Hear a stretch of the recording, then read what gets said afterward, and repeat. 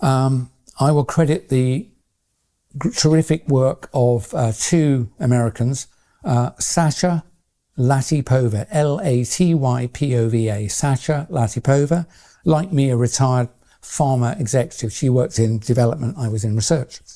And a legal scholar called Catherine, with a K, Watt. Catherine Watt, W-A-T-T. They write on Substack. They have uncovered the fact that vaccines have never been intended to reduce diseases or to help you. They have always been what I have determined the COVID shots to be, which is materials that harm you and do you no good. And of course, that's so horrifying that you think, oh my word, all of them? Yep, all of them. I'm not saying they're all as dangerous as COVID jabs, but none of them were good. And rather than trusting me, go and read the work of Sasha Latypova and Catherine Watt, and then it's up to you to decide, okay? If you think that's wrong, that's fine. But one thing Sasha and others discovered, and they shared it with me before they even published it, and as soon as they told me, I knew it was right. Can you remember a time, those of you who are over 60, I'm nearly 65, can you remember a time when you were young when very few people were allergic to peanuts? And very few people were allergic to anything. You probably can, can't you, older folk like me?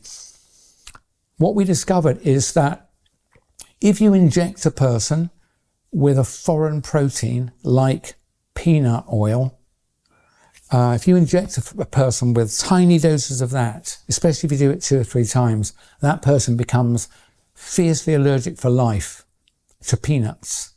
Imagine if you were to inject a whey protein from milk in a tiny dose, so small that you probably wouldn't even notice it on the ingredients list.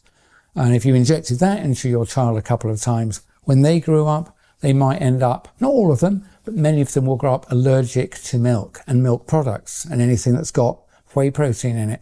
Imagine if they injected you with a beef protein that came from plasma, for example. You often see that in products.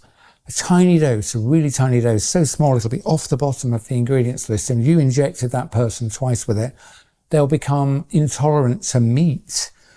Unfortunately, that is all true. All of those ingredients have been found in at least one of the vaccines on the vaccine schedule in America, and they're pretty much global products.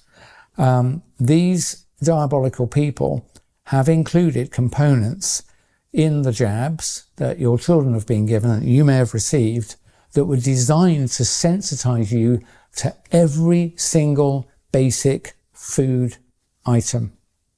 You know, to wheat, to corn, to beef, to chicken, to milk. That's why the number of people, I think like 1 in 3 people has some kind of allergy. It's like, they didn't, when I was young, they didn't. Sasha Latypova was born in the USSR, and as she said in her fruity Russian, she said, when I was young, no one had allergies. When she came to America, I think in the 80s, it was like, what gives? And so she was probably perfectly poised to spot this. And so she discovered this, and she noticed that a scientist called, I think it was Charles Richet, something like that, 1902, 1905, given a Nobel Prize for discovery of this mechanism. If you give tiny doses of foreign protein into a person separated by 2 weeks, they become violently and permanently allergic to that substance. You know, even if you touch it on the skin or put it just in your mouth, on your tongue, or certainly if you eat it, you've got a worse than evens chance of having an allergic response to it.